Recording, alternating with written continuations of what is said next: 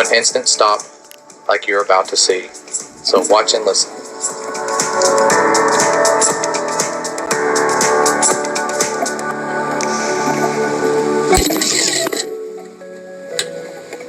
Wow, here it is again.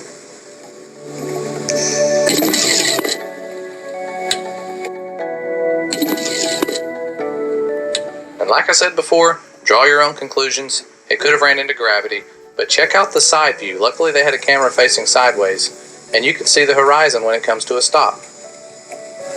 We could also see what looks like the moon in the far off distance as this thing is spinning, and that horizon looks very flat.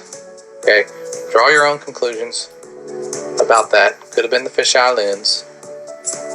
However, I saw another rocket launch. This time it was at night.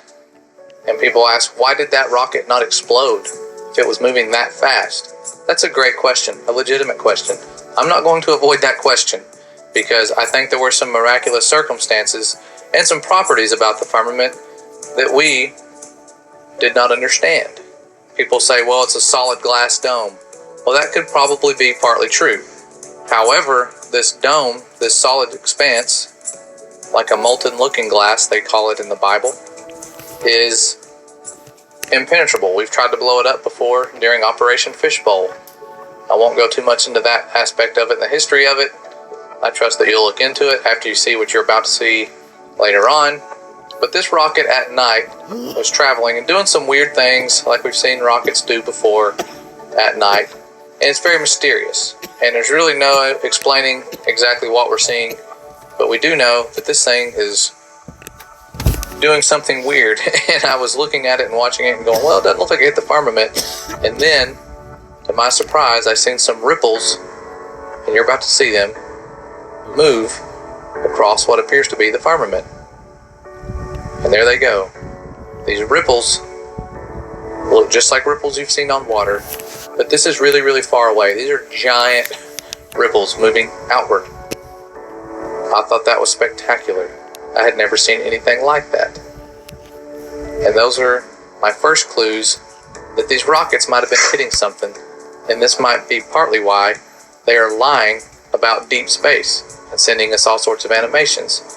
Then I came across these sprites, which is a phenomenon known as upper atmospheric lightning, and people don't know about this. Your common person does not know about these things, and they occur way above clouds. Clouds are around 3.5 miles high. Sprites occur about 65, 70 miles high, where those rockets were coming to a stop. And these scientists, they show a documentary. This was by Nova. It was on PBS. And didn't really think much about it when I first saw it until I started putting the pieces together. And then I saw something, a barrier, light up above this sprite. And I thought, what if this is the firmament? And I analyzed this footage.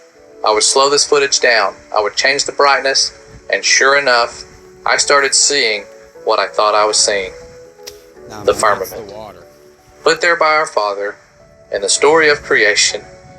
It's been there all along, and it's so sad that we've missed it and missed out on seeing His glory for our whole lives. But there it is, and you're about to see a wave move across it. You're not a child, you're a man, so stop. The ripple you saw with the rocket. There's that wave, sprite shooting out of it. And yes, that's a wave. It's not a cloud that you're seeing light up. Again, this is many miles above the clouds. You are seeing the firmament. And this footage was taken down in another video that I put out and blocked in the United States. And for good reason. Because it's waking many people up. They are seeing this solid proof that there's a barrier that these things are shooting out of. These sprites that were mentioned in the book of Enoch. When it talked about stars rising up and becoming lightning and not losing their form, I thought that was crazy.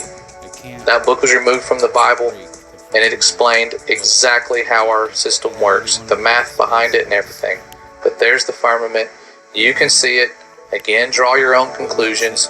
The fact that it's right where those rockets were stopping is no coincidence. Don't take my word for it. Keep looking into it.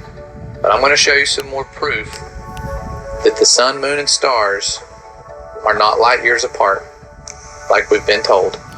The nearest star, if it's as far away as they say it is, we would be able to observe that in one night.